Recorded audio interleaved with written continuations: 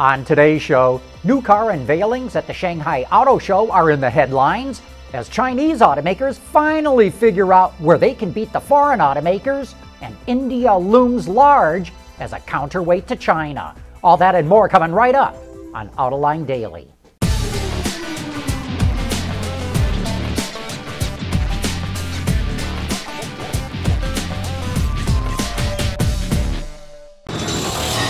This is Autoline Daily for April 20th of 2015. We're seeing a big change in one part of the Chinese market where Chinese automakers are finally beating the foreign automakers, at least in one segment, and that is in low-priced crossovers and minivans. About 3 years ago, automakers began to focus on Tier 2 and Tier 3 cities in China, that is, smaller cities generally in the interior of China. It turns out that those customers are far more price conscious and not quite as cosmopolitan, meaning owning a foreign brand does not quite carry the same cachet as it does in Beijing or Shanghai. Bloomberg reports that sales of Chinese brand crossovers more than doubled in the first quarter to take 56% market share, and 8 of the top 10 are Chinese brands. So let's shift our focus for a moment over to the Indian car market. With a population of 1.2 billion people, India is closing in on China's population of 1.3 billion. And that has automakers dreaming of another massive surge in car sales. Even though the Indian car market is less than 1/4 the size it is in China, the growth potential is enormous. But who would be the biggest beneficiaries if India's car market takes off? Well, Maruti Suzuki absolutely dominates the market, with sales nearly 3 times bigger than second-place Hyundai. Then comes Tata, followed by Honda and Toyota. Japanese automakers do not face the political backlash in India that they do in China, and they're going to make double sure they do well in the Indian market. There's a lot of interesting announcements coming out of the Shanghai Auto Show, and we'll be back with that right after this.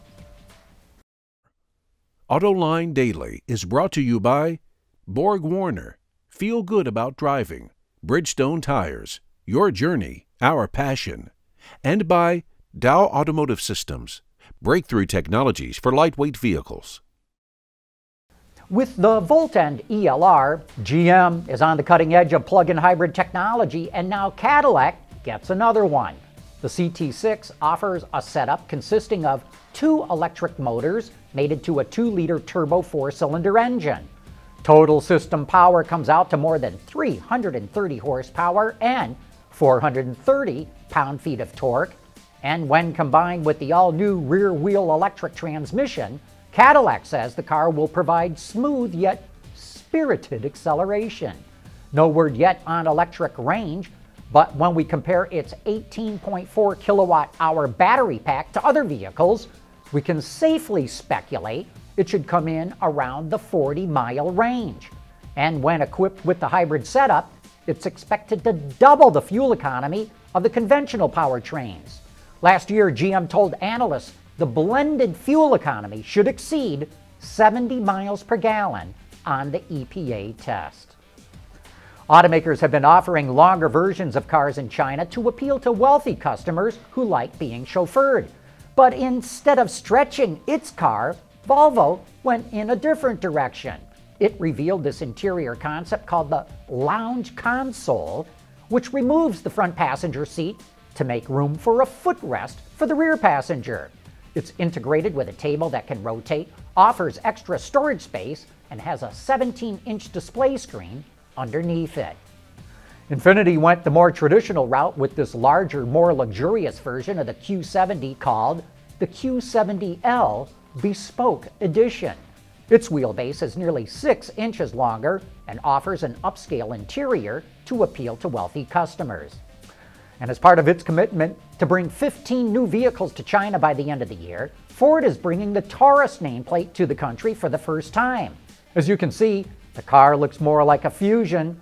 That's because it's no longer based on the old Volvo-designed D3 platform and has been moved to Ford's global CD platform used on the Fusion and other products. The new Taurus will be built at the company's new plant in Hangzhou. Coming up next, BMW looks like it'll be the first to market with autonomous parking on the new 7 Series.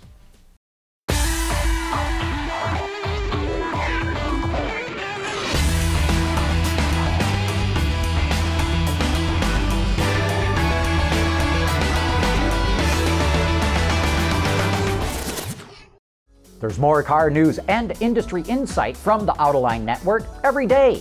Take a moment to click that subscribe button. You'll never miss another Autoline episode.